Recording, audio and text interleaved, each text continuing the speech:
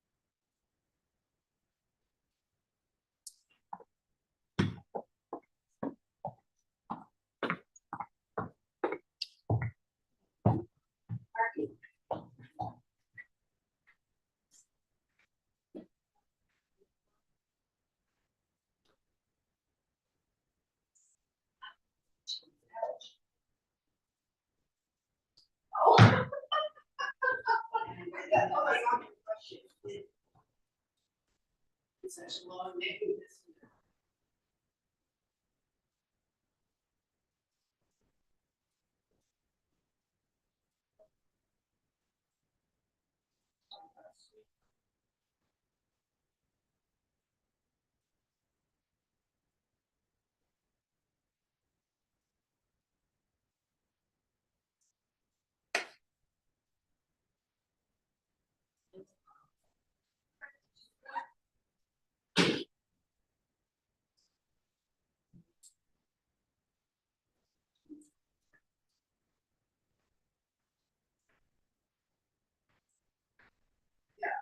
Busy talking to everybody, who's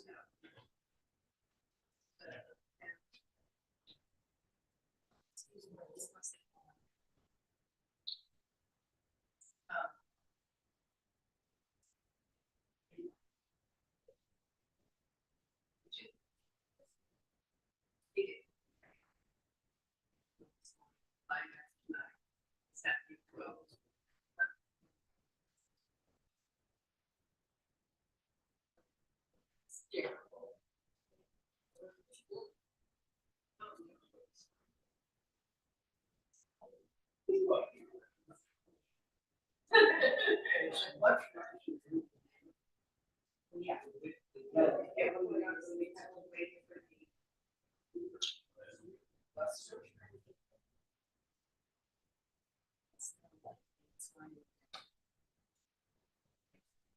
So that's, I think it's like.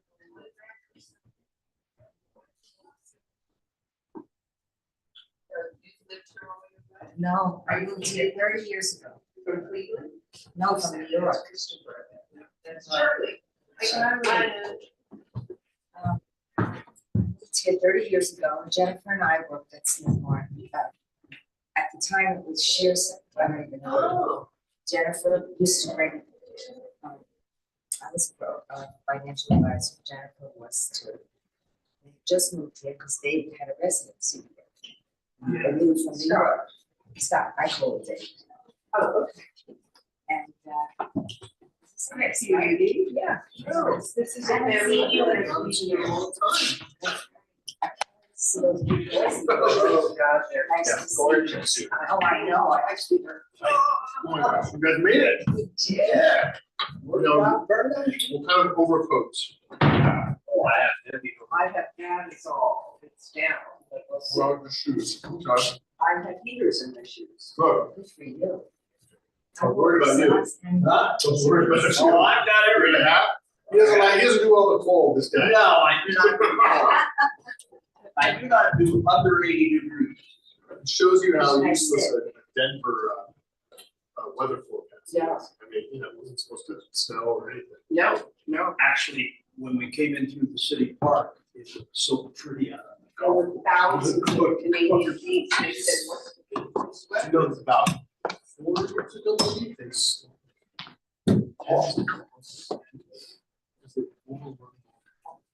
You would take them all, you couldn't. Silver's everywhere, and they could see it was like a whole colony of the geese population. So it slows down. You know where they, you see them in the Balboa Park, when they're right around, but not like this. They're the Same geese that goes. No. I'm going out to get my water. I believe that now. I'm going out to get my water. Yeah, so when I was a kid, I remember playing soccer at Balboa Park.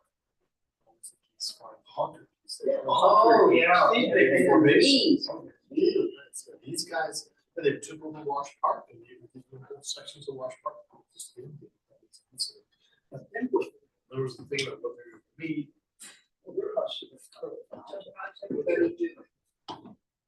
Okay. This is all you got? Is this yours, Dad? So this will work, okay.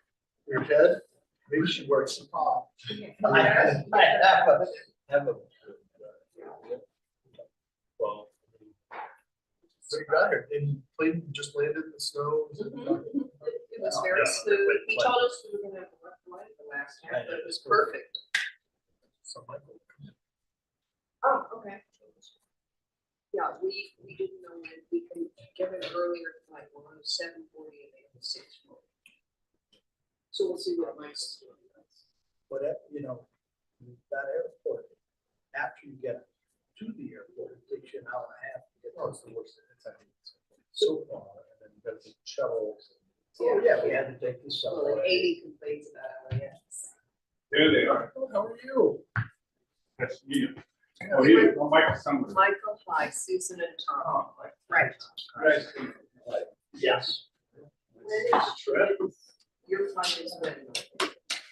To be 30. Oh, And yours is- well, we are on 7:40, but we can do a 6:40.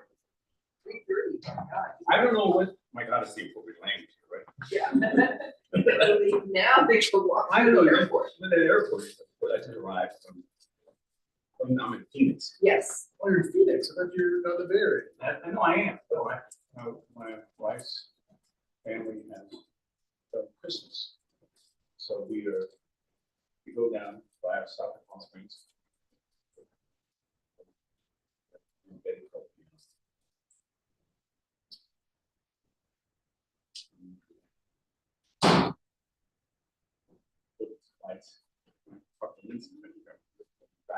So we can share a cab or something. We have to be 5 or 4. We'll figure it out when we. Are you sitting here? With the boys? Lindsay's staying for, it's just never flight, but wasn't on tomorrow morning, the flight's at 9. So I may just call United. Just tell.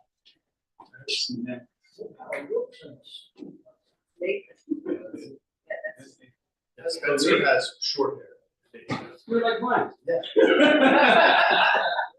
You Spencer look has good, hair. you look good. You have a lot of hair. We belong to a club. Yeah, you must. The Brenner Club. You a Brenner Club or something. He doesn't know, he has no idea. I know you. Yeah, he's the king and I. The king and I, right? Yeah. Oh, I get it. Right, well, I mean, he just went to that schools, you know, and thinks he's a big hot shot now. It's gray, but it's there. It's great as a result of marriage and children. Yes. That's right. Like, I always say life is what happens in between making plans. We were supposed to have 12 for dinner last night. At 8. We had 8. Yeah. And I'll tell you, after Christmas at your house, I'm just eating horribly and had too much to drink because I was so tired yesterday. But we got it. You were pretty funny, but you were the highlight. It was awesome. It's one of my favorite sushi moments of all time. I should turn on. You guys were all, we had a fun time. No, you weren't there. We played this charades game. I did too. We did too. It's best. So. This is Nate. This is Nate.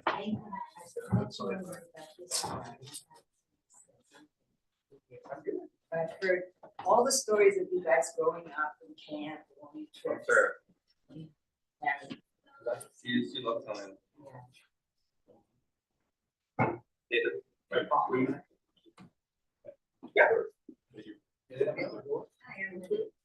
You don't have to wear one here. Go challenge. It's not some guy. Susan's.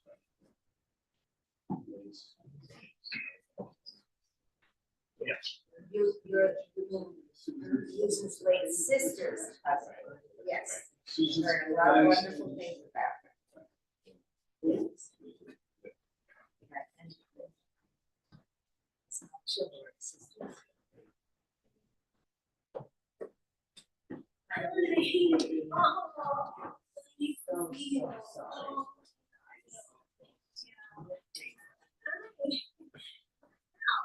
Good to see all these people. Who I wouldn't normally see. Well, yeah, quit. Open the door. I am Michael. I was coming out here to the bathroom. I've never been. We're good. All right. We're listening to some Neil Diamond.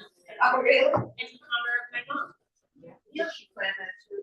No, but the crazy thing is that Sophia found Sophia found her bookshelves. And like my mom's bookshelves. And there's like a bookmark on one thing, and my mom's like,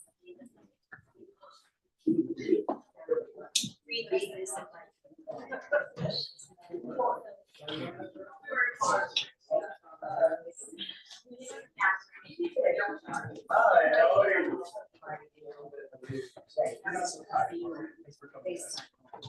That's Instagram. Instagram? Yes. That's right.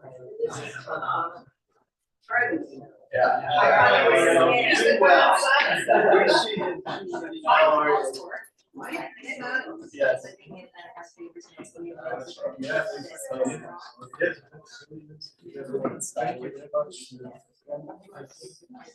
I didn't like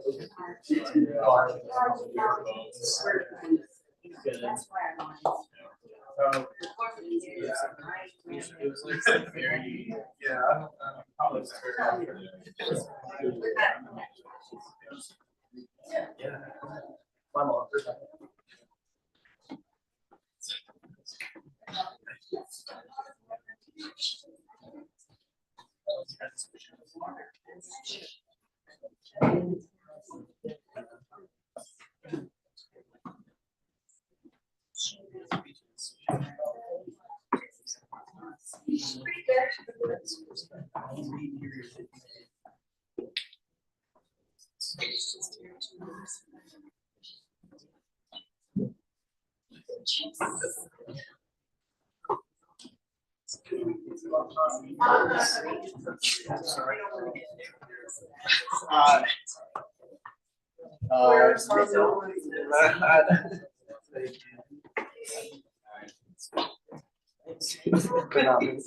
Yeah.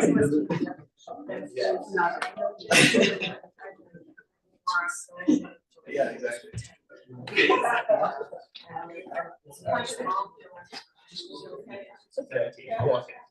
She put everything together. Yeah, exactly.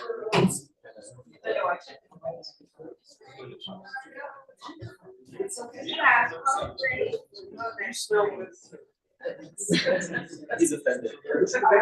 You want to put on some more?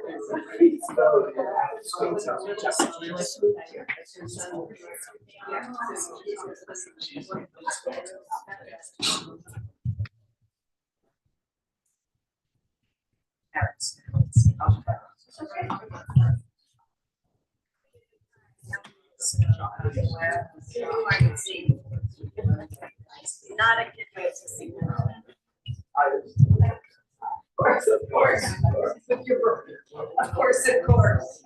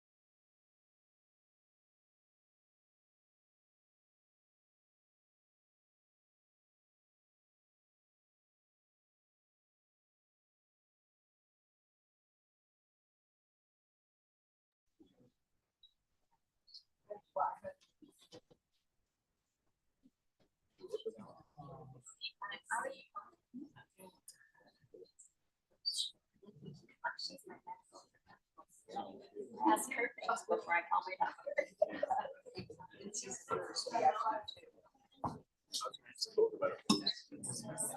Yes.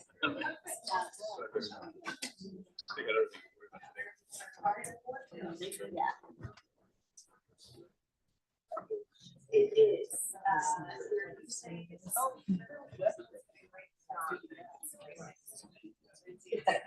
Like I was gonna say. No, I have no idea.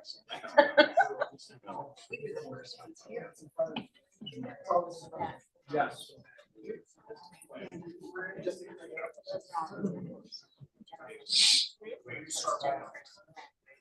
Yeah, that's.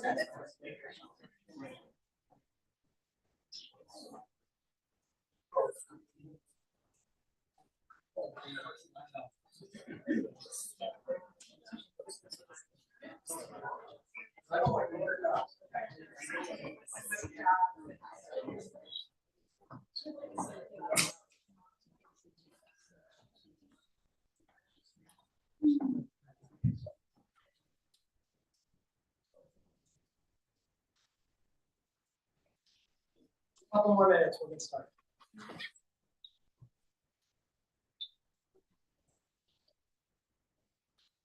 We'll start on time. Nothing else.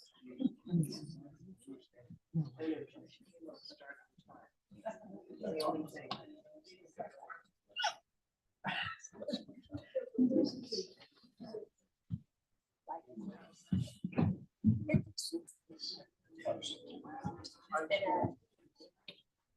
It's just been, all my friends.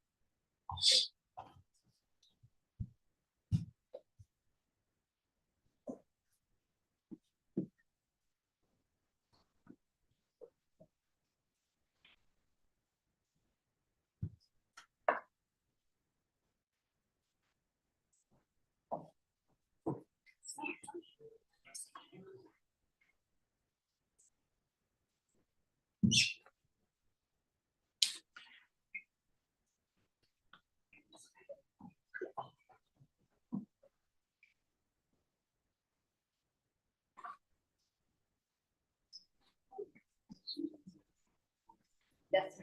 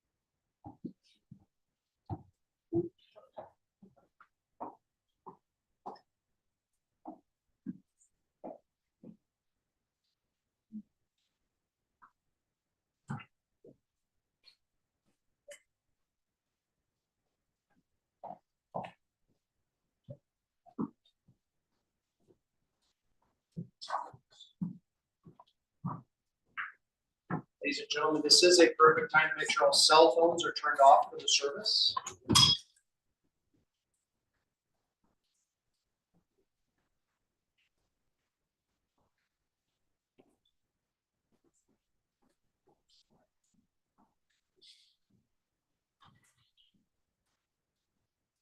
Birth is a beginning. Death a destination. And life is a journey.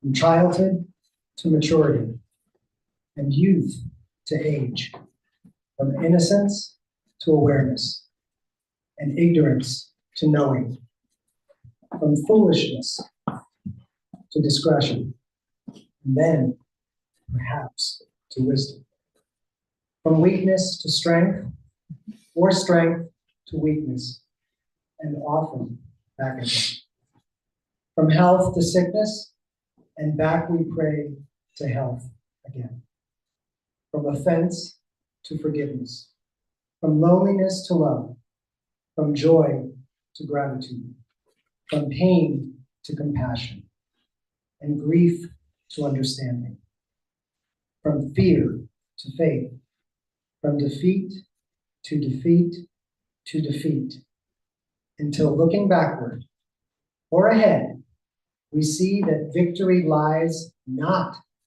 at some high place along the way, but in having made the journey stage by stage. A sacred pilgrimage.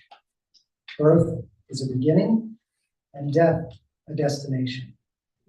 And life is a journey, a sacred pilgrimage to life everlasting. I want to welcome you. My name is Rabbi Joshua Ginsburg Margo. As we pay our final respects to Susan Dinn in this service today, and then the gravesite. I'm going to continue with a psalm that I will chant in Hebrew, and then I'll translate it for you as well. Adonai yagur b'olecha mishkon behar kodshecha olech tamim ufoed tzedek v'dover emet bilvad lo ragal al sholo lo asa merevu ra'a v'chirpa lo nasa al kirovo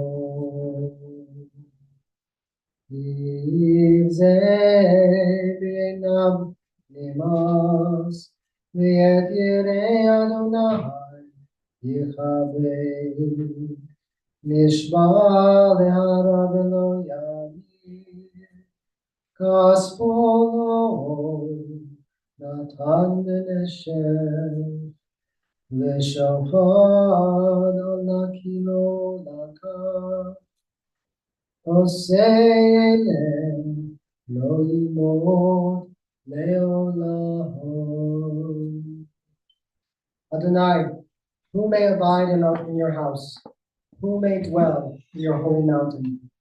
Those who are upright, who do justly, who speak the truth within their hearts, who do not slander others or wrong them or bring shame upon them, who scorn the lawless but honor those who revere God, who give their word and, come what may, do not retract, who do not exploit others, who do not take bribes. Those who live in this way shall never be shaken. I specifically chose this psalm, Psalm 15, for its meaning and how it struck me after learning a lot about Susan from her daughters and her sister. Just these words, who speak the truth within their heart, right? Who doesn't shame anybody, doesn't slander anybody, but tells it like it is. And that, to me, really resonated, Susan. Yeah. So at this point, I will step aside and I will allow family, starting with Jennifer and Allison and Betty, and then all of the grandchildren, Madeline, Sam, Charlie, Sophia, Spencer, and Nathan, share some words about Susan, their mother, their grandmother.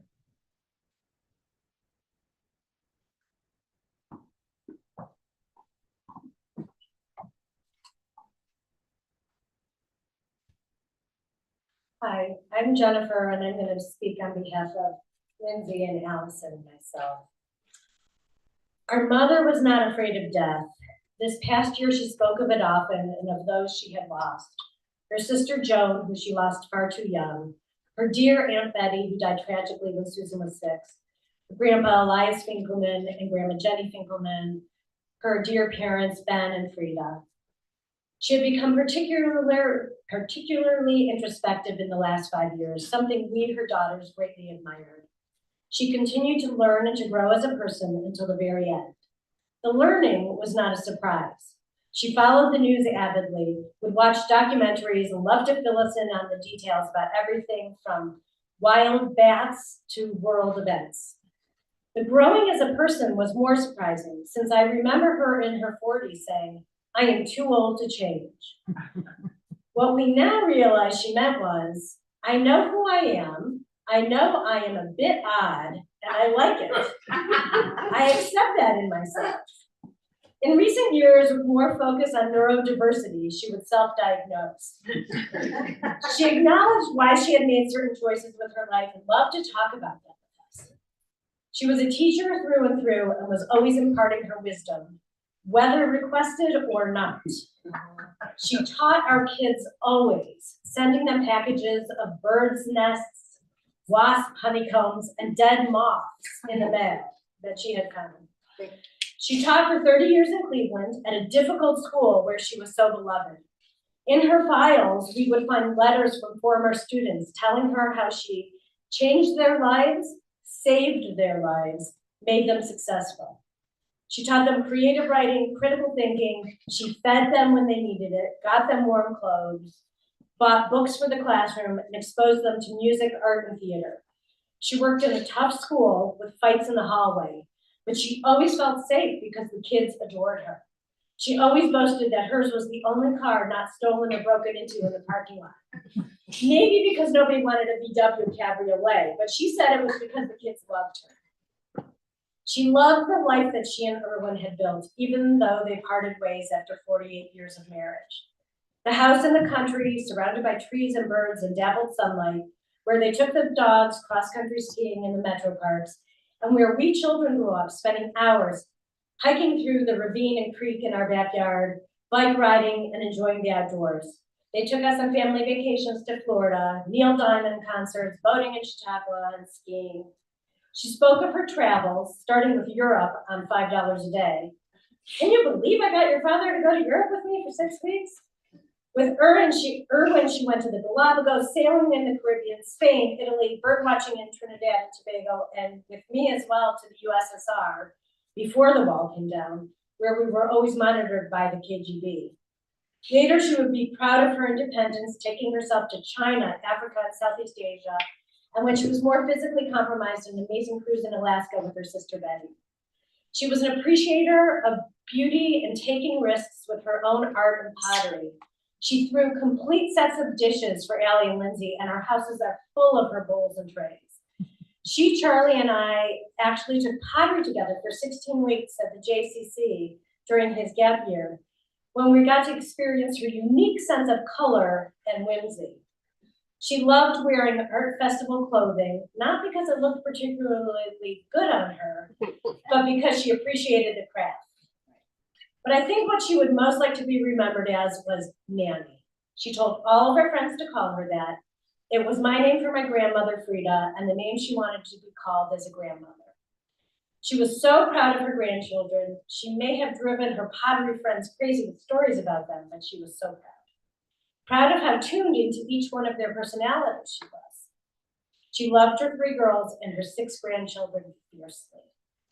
Especially in the last 10 years, she was so grateful for everything she had. Every time together was the best time. She saw beauty in everything and was constantly pointing it out, so that being with her always consisted of, Jennifer, come here and look at this. She was a talker and liked to talk about every detail. Her stories had many twists and tangents, and she was never happier than when she could sit outside in the sun, talk to her trees, watch the birds, and pet any dog who ventured near, as they all did because animals loved her. She had left a few readings for her funeral that she had prepared for many years. One is from When I Am an Old Woman, I Shall Wear Purple, her favorite color, and the other from Jonathan Livingston Seagull. Allison would like to share those now. First from Jonathan Livingston Seagull. Jonathan says, well, what happens from here? Where do we go? Is there no such place as heaven? And the wise seagull tells him, you will begin to touch heaven, Jonathan, in the moment that you touch perfect speed.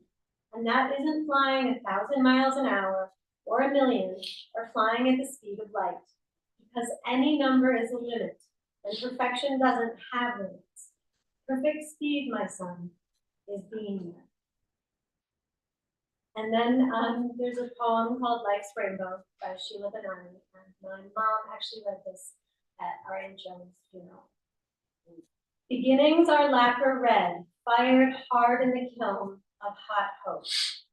Middles, copper yellow in sunshine, sometimes oxidized green with tears. But endings are always indigo before we step onto the other shore.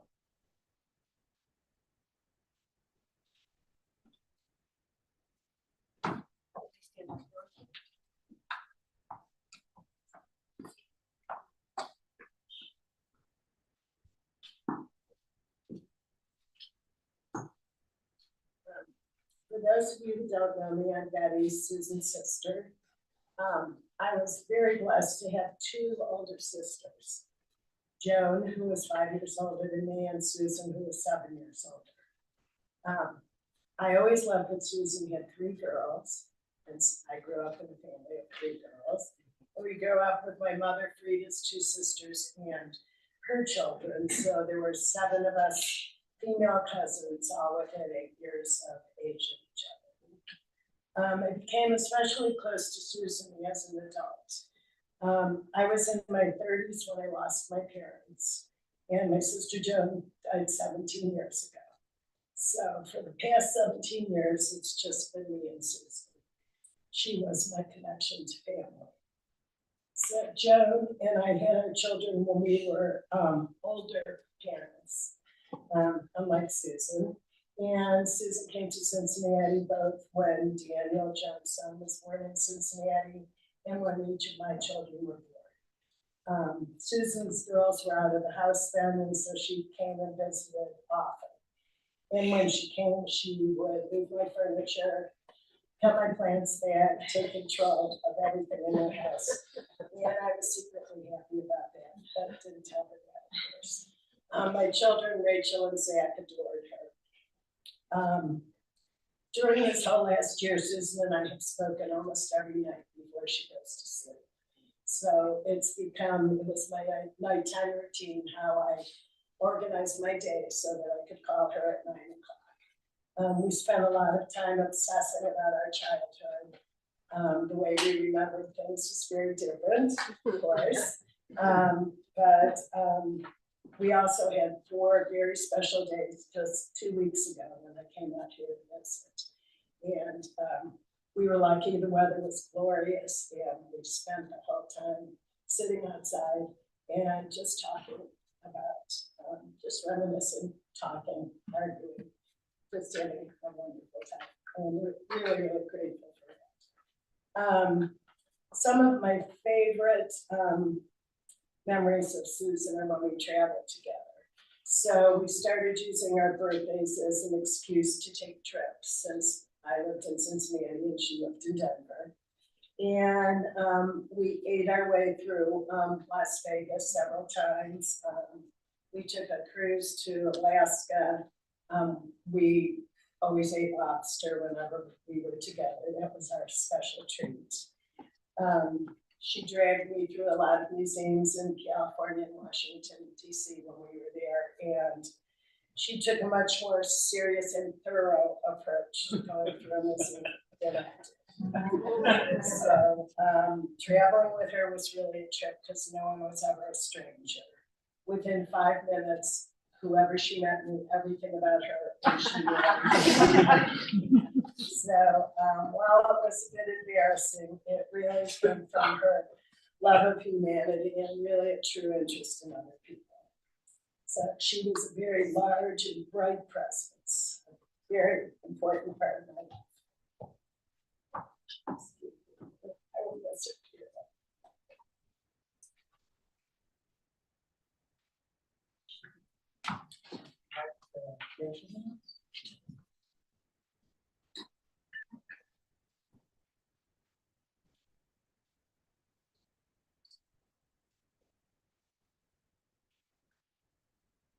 I'm Charlie. I'm one of Susan's 6 grandkids, but we all knew her as Nammy. In my opinion, Nammy's greatest gift was her ability to form a community no matter where she found herself. She made her mark on every place she went. In the last year of her life, she became the spirit of her assisted living home, quickly becoming a favorite of the staff. When she lived in the Pinnacle, every single resident knew her name. She had friends across all floors and all ages. She even made friends in City Park, where she often roamed. She was a staple of the geese watchers and the dog park goers. When the weather became cold and the park walkers would speed up too quickly to talk to her, she even made friends with the trees, giving them names and personalities. Wherever Nammy went, everyone knew her name. Her ability to cultivate a community was never more personal to me than when she became the queen of the ushers at the Denver Center for the Performing Arts, the place where I spent most of my childhood performing in plays. Over the years, the less I was known to the staff and patrons of the DCPA as one of the regular actors, and the more I became known as Susan's grandson, which is a title I'm eternally proud to hold. I can say with absolute confidence that Nammy saw me perform more times than anybody else in the world. And I know that wherever she is now, she has found her community and is making it very well known that she has arrived.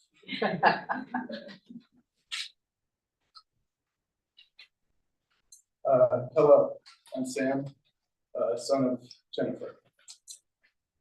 For those who knew Nammy, you know that she did not shy away from sharing her opinion. While she certainly enjoyed talking, one of my favorite qualities about her was her ability to observe and learn. She was the first one to realize that I was squinting when I was 6 years old. My parents, who saw me every day, did not know that I needed glasses. Nammy was able to tell just by observing me, and she even took photos of me to send to my mom. So she had an exceptional ability to sit and observe the people and nature around her. I will never forget the moment we shared together, just the two of us, taking in the breathtaking views of Tel Aviv. While we were sitting there, she told me she would never forget that.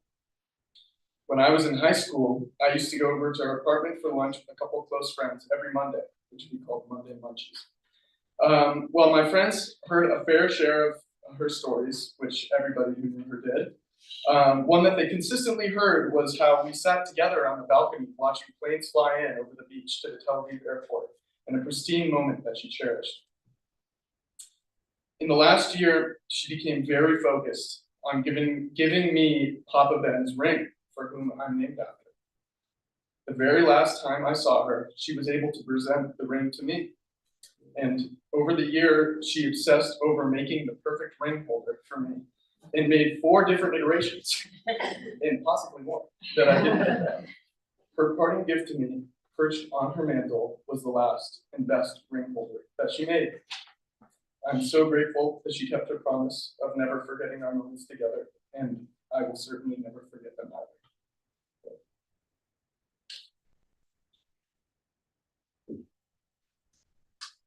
Hi, my name is Spencer.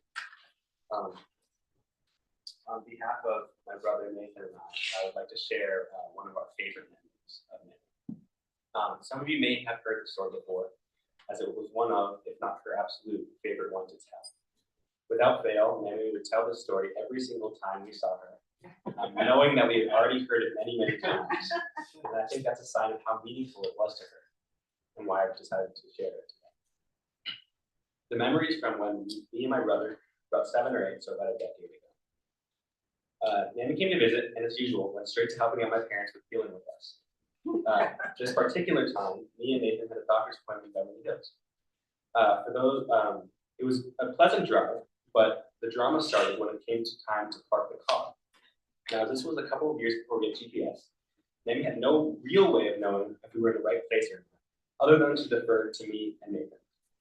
Now, being 7, we should have at least had an idea of where to go, but just told her to park in the first parking lot we recognized. For context, every single parking lot in Beverly Hills is the exact same.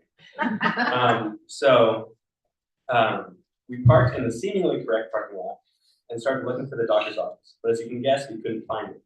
This sparked an arduous journey over the next 45 minutes of us going door to door and up and down the streets of Beverly Hills, with Nami asking every single stranger she saw if they knew how to get to the address of the doctor's office. After a lot of trial and error, we finally found the right building and somehow still made our appointment, albeit a little late. I chose to share this story today because it was Nami's favorite, and I think I know why that was. She was a 70-year-old woman from Ohio who, though extremely well-traveled and very experienced with kids, was tasked with dragging 2 obnoxious and extremely energetic 7-year-old boys through the streets of Beverly Hills with no clue how to get around. And despite being misled by me and my brother, she managed to get us to our doctor's appointment and back home in one piece. I don't believe she told this story so often because it spoke volumes about her ability to persevere, even though it definitely did. I think she told it because to her, it represented the incredible balance of her love for her grandchildren. And because it did. Whenever I heard her tell the story, I would always laugh, but I would also think to myself how crazy it was that she was able to put up with me and my brother enough to get us to our appointment. And I think that shows just how much she loved not only us, but her whole family. Thank you. Hi, I'm Nathan. Nami had an obsession with teaching us stuff, whether that be our social skills or good manners, sparking our intellectual curiosity, or forming our perception of society around us. Nami had a special role in my development as a person, especially in my ability to take responsibility for what I've done and what I need to do. Sometimes, Nami's goal to teach us everything we needed to know to function in society became a little dramatic, but she always had our best interest in mind. One story we like to tell as a family about Nami's devotion to our growth is about the day me and Spencer came home from the hospital after being born. I'm no expert, but in most cases, having your kids come home from the hospital for the first time is an incredibly emotional experience, and it's full of meeting the family and getting settled in. Nami, being the incredibly driven and caring grandmother that she was, had already been thoroughly acquainted with us, and instead of wasting the first night we had at home getting passed around by everyone, she demanded that we be read to from a book in order to begin the process of teaching us how to speak and read. To Nami's dismay, my dad refused to start reading us the very night we came home from the hospital. Nami was appalled and voiced her disappointment to my dad's decision strongly. In the end, and as always, Nami won. Dad read to us that night. Nami forcing my dad to read to us immediately after we came home. It's a funny story that my parents like to tell at family gatherings. But in my opinion, it is a perfect example of how much Nami cared about us and her devotion to raising us respectively and responsibly. That, along with many other facets of her personality, made her an amazing grandmother, and one that I was incredibly lucky and grateful to have.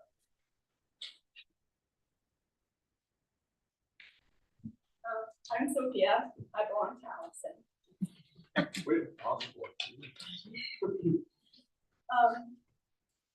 When it comes to happy memories with my grandma,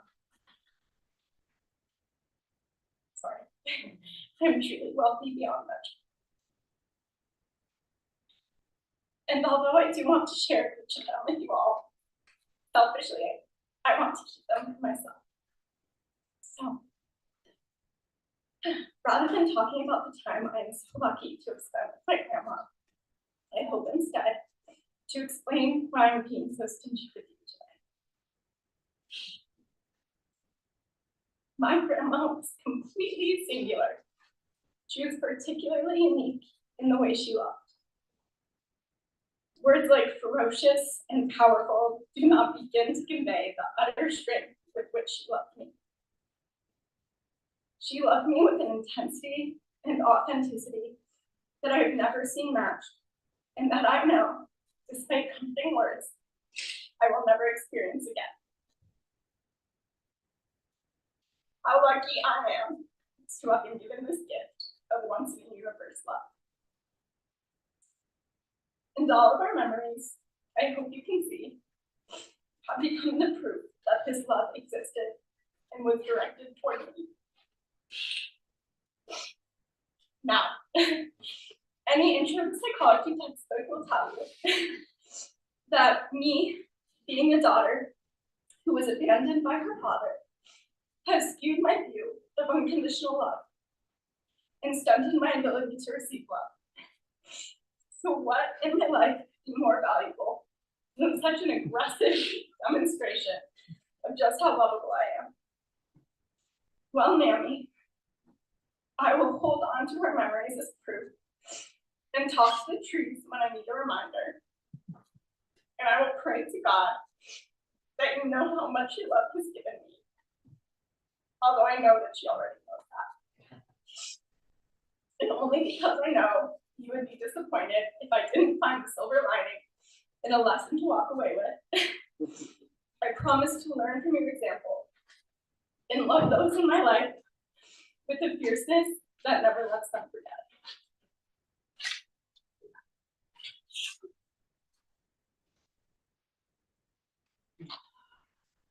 Hi, I'm Maddie.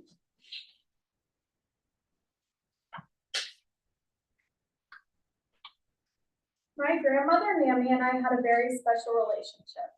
One of the best things to have happened to me growing up was my grandmother moving to Denver. She was an incredibly formative figure during my teenage years. Some of our most cherished memories together were during high school when I'd go over to her apartment every day before ballet, and she would cook me dinner while I would sleep on her couch. Then when I got my driver's permit, she would sit in the passenger seat while I drove. This was our routine for a long time. It was simple moments like this that made my grandmother so incredibly happy. This has been a particularly challenging year for me, trying to figure out what the hell I am doing with my life at 24 years old, and I have spent a lot of time wishing for time to speed up to the point where everything is figured out. During this year, I have been so fortunate to spend a lot of quality moments with my grandmother, and we shared some very special conversations. When I would share my challenges with her, she had an amazing ability to listen and reflect, even when it seemed like she was thinking about something else entirely. I would tell her something one day and then see her a week later, and she would say to me, "You know, I was thinking about what you told me the other day," and then she would offer me her wisdom. Her wisdom was always shared in the form of a long story about her life, but it would ultimately lead back to how it pertained to me and my situation, and it always made me feel better. Reflecting on this past year with her, one of the things I've grown to admire the most about her was her ability to always find beauty in the mundane. One of my last conversations with her, we were sitting in the library at her home, and she was reflecting on her day. She wanted to show me the beautiful rocks she had collected in her garden and wanted me to take them home. The way she talked about the rocks, you could just see in her face how incredibly happy she was talking about them. She has been the one person this year who has reminded me that when you take time to slow down and smell the roses, everything around you works out. On the morning of her death, we found this book on her bookshelf. She had bookmarked a page with a note that says, "Read this at my funeral, Mom, Mammy," with a smiley face. The quote, which perfectly captures her essence, reads, "She just had this way of brightening the day. Celebrate her radiance."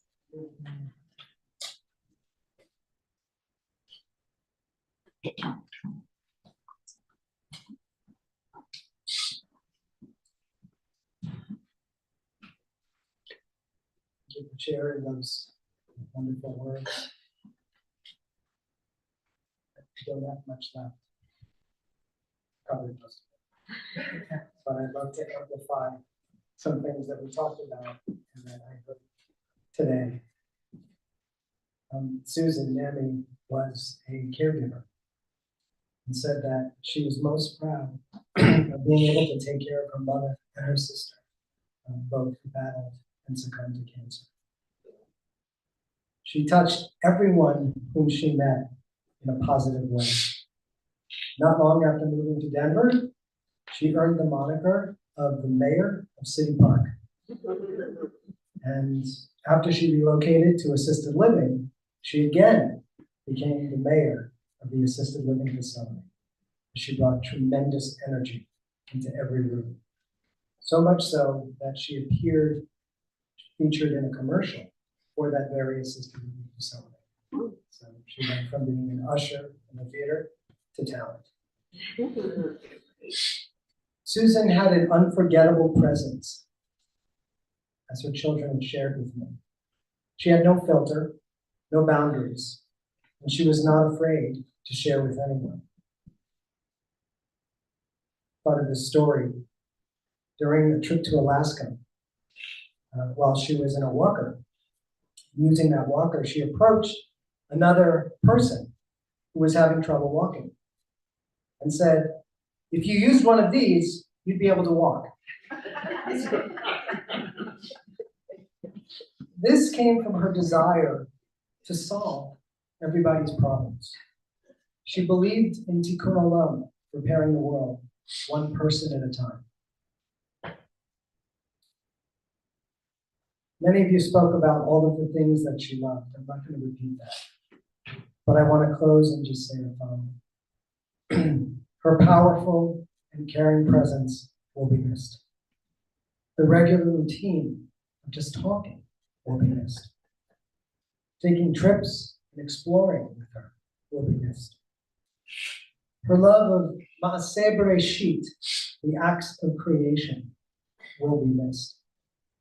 Her belief that all peoples should be free, equal, and most of all, happy, will be missed.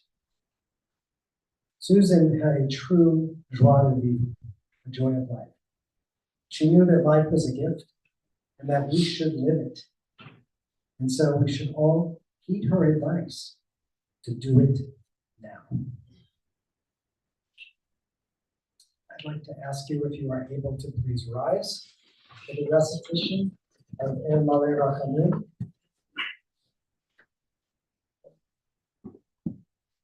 El Malei Rachamim, Shochen Bamrom, Hametzeh Menucha, Nechona, Achat Kanfei Ashchina, Im Kedoshim U'Tahorim, Yezahar Harakia Mazhiri, Et Nishmat Shoshana Bat Binyamin Bafreda, שהלכה לעולמה. בעל הרחמים, יסתיריה בסתר, כנפיו לעולמים. ויצרו ביצרו החיים, את נשמתם. אדוני הוא נחלתה ותנוח בשלום המשכנבה ונאמר Amen. God of abundant mercy, God most high, may the soul of our loved one, Susan J. Dinn, who has gone into eternity, find the gift of perfect peace in your embrace, together with the holy and pure, whose light shines like the radiance of heaven. Compassionate God, hold her close to you forever, so that her soul may be bound up in the bond of life eternal. May she find a home with you, and may she rest in peace. Together we say, Amen. You may be seated.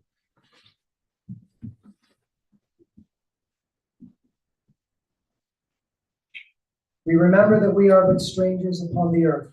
Like a shadow, our life flees away. Help us, O God, so too walk in your sight, that when the few years of our earthly pilgrimage are ended, we may be ready to meet our end with a tranquil mind. To you we look for comfort and strength. When one of our beloved is taken from us, and a link is broken in the chain of love, which binds us together in family union. Though we walk in the valley of the shadow of death, we shall fear no evil, for you are with us. Be praised, O eternal our God, in all your dispensations, and sanctified be your name forever and ever. Amen. Let's we get ready to conclude the service with recitation of Psalm 23, the chapel service here, just want to make a quick announcement. And then there'll be additional announcements from the staff here at Feldman. There will be Shiva tonight at Jennifer Foreman's, immediately following the burial until 7 p.m. I think around 4:30 to 5, there'll also be a minion, so the family can say Kaddish as well. And let's see. Anybody? Some logistical information. So that concludes our service here at Feldman Mortuary. We will be making our way to Emmanuel Cemetery for burial. You're all welcome to participate. We don't have a formally escorted procession, so everyone will be traffic laws, get yourself there safely. In the handouts, there's directions to the cemetery, so you can follow that. At this time, we'll ask everyone to remain in your seats as we escort the family to the coach, to the room, to do what you need, use the restroom before we go. If you can give them their time to do what they need before we leave, that is appreciated. And we'll have the pallbearers meet us at the back doors at this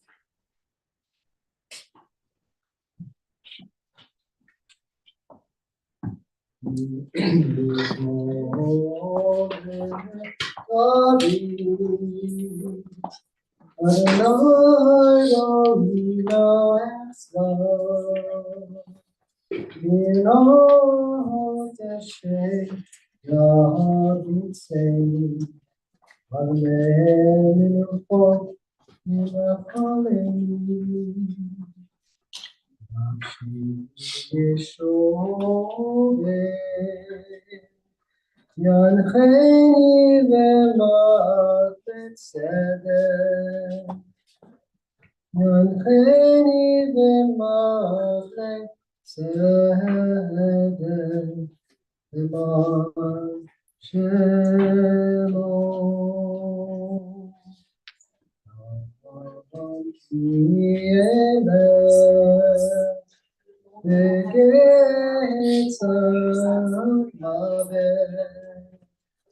לא יראתי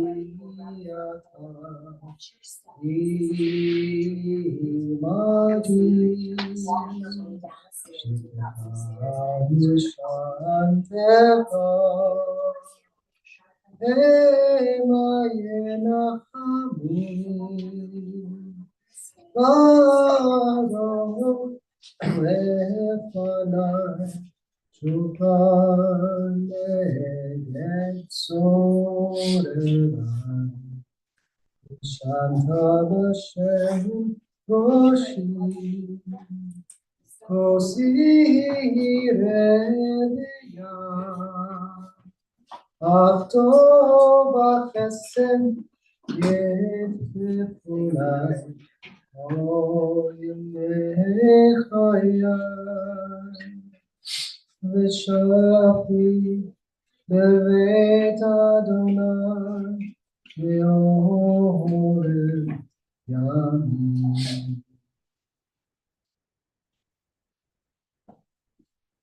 Thank you for